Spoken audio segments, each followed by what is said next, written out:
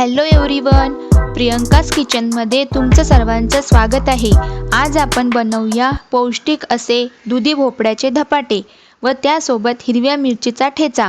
सर्वप्रथम ताटामध्ये मोठी 1 वाटी कणिक, अर्धी वाटी ज्वारीचे पीठ व 5 ते 6 चमचे बेसन घेऊन त्यामध्ये मीठ, पांढरे तीळ, हळद व छोटा चम्मच धनेपूड व शोभपूड घ्यावी व नंतर 5 ते 6 हिरव्या मिरच्या, लसूण, जिरे हे सर्व मिक्सरमध्ये बारीक करून त्या पिठामध्ये मिक्स करावे।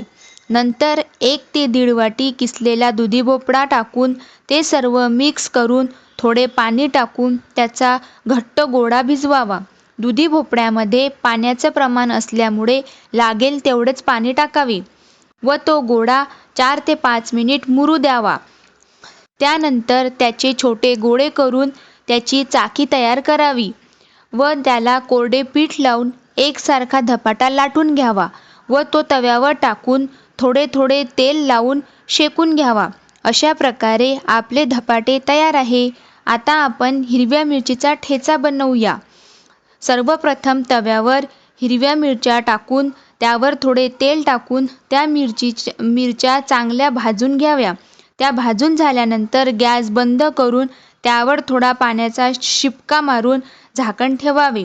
पाण्याचा शिपका मारल्याने मिरच्या नरम होऊन ठेचा चांगला होतो। 2 ते 3 मिनिट झाल्यानंतर भाजलेल्या मिरच्या, लसूण, मीठ, कोथिंबीर घालून बाळगी किंवा छोट्या खलबत्त्यात ठेचा करावा। अशा प्रकारे आपले धपाटे व ठेचा तयार आहे। जर तुम्हाला हा व्हिडिओ आवडला असेल तर लाईक अँड सबस्क्राईब जरूर करा। धन्यवाद।